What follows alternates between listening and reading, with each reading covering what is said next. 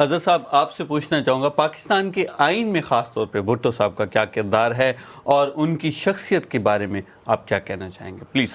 دیکھیے، بھٹو صاحب ایک سحر انگیز شخصیت تھے کہ وہ جو ان کے حلقے میں آتا یا ان کے گھیرے میں آتا پھر انہی کے گھیرے میں رہتا ہے. اوکے. بعض لوگ ہوتے ہیں ایسے، جیسے مہراج محمد خان ان کے نائبوں میں سے تھے. جی سر. تو وہ بھی اس قسم کی شخصیت تھے. جی. ہم ان کے شہر میں آ گئے. اگر بھٹو صاحب سے پہلے ملتے تھے شاید میں کہتا ہوں ان کے شہر میں آ جاتے. لیکن وہ زمانہ ہم نے بہت قریب سے دیکھا. وہ میں 69 جنوری میں واپس آیا تھا MBA کر کے لندن سے. سوشلسٹ ہو گیا تھا. مہراج صاحب کی تقریر سنی اور پھر ہم ان کے ہو گئے. اور بھٹو صاحب کی دیکھیے اس آئین تو انہوں نے دیا، اور پہلا متفقہ آئین دیا، اور جمہوری وفاقی آئین تھا، اور آٹونومی کی بھی بات تھی، لیکن بہت ساری چیزیں انہوں نے کہا تھا 10 سال بعد کریں گے. اوکے. اور جیسے کوٹا سسٹم لائے تو مجھے یاد ہے مہراج صاحب نے کہا یہ کیوں کر رہے ہیں، تو انہوں نے کہا کیونکہ ہم لوگ پیچھے ہیں تو تم لوگ آگے ہو کراچی والے، تو ہمیں بھی آگے آنا ہے. تو انہوں نے کہا ٹھیک ہے، اچھی بات ہے، اس میں کیا بری بات ہے. انہوں نے کہا کوئی بری بات نہیں ہے، لیکن کوئی کب تک ہوگا، یہی سے 10 سال کے لیے ہوگا. تو یعنی یہ لوگ آپس میں رائے بھی رکھتے. ایک بھٹو صاحب نے ایک ڈیموکریٹک پارٹی بنائی تھی. بھٹو صاحب نے پبلک موبلائزیشن کیا تھا. وہ جو لفظ عوامی آیا ہے ان کی سیاست اور ان کی تحریک کی وجہ سے آیا ہے. اور وہ بہت صلاحیتوں کے مالک ہے. اب میں سوچ ہی رہا تھا، آپ بات کر رہے تھے کہ بھٹو صاحب نے پورا پولیٹیکل اسپیکٹرم کو اپنی پارٹی میں سمو لیا تھا.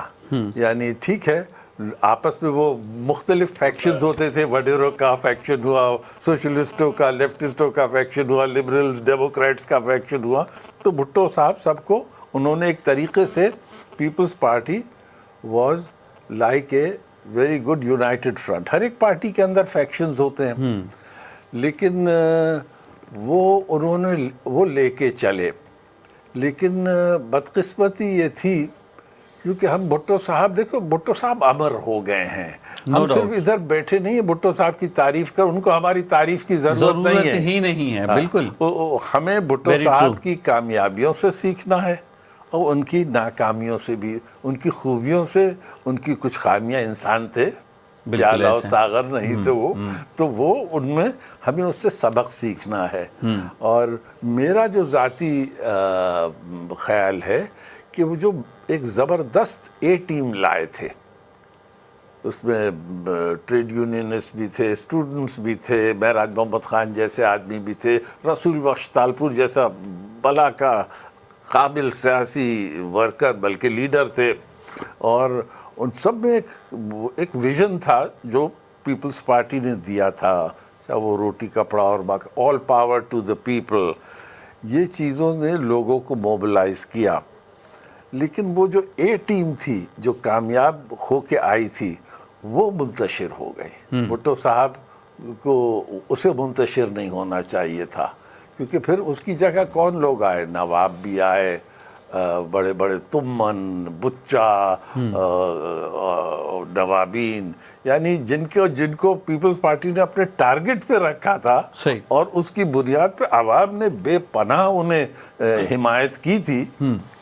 تو وہ جب وہ جو اور یقیناً میں کہتا ہوں کہ یہ بہت بڑی ٹریجڈی تھی. اچھا سر، میں آپ سے ایک سوال پوچھنا چاہوں گا. بھٹو صاحب کو جب پھانسی دی گئی اس کے بعد عوام کا کیا رد عمل تھا، اور جو بھی MRDs آپ جس میں آپ نے کام کیا کس حد تک انہوں نے پازیٹیو کام کیا اور کامیابی کتنی ملی؟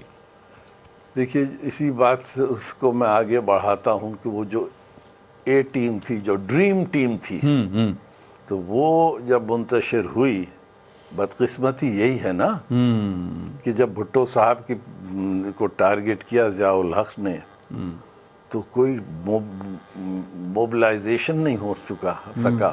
ورکرز چاہ رہے تھے لیکن وہ جو سیکنڈ لیڈرشپ تھی وہ بدل چکی تھی. کہاں وڈیرے آئیں گے اور کہاں, لیکن پھر بھی وڈیرے تو بہت سارے آئے بھی,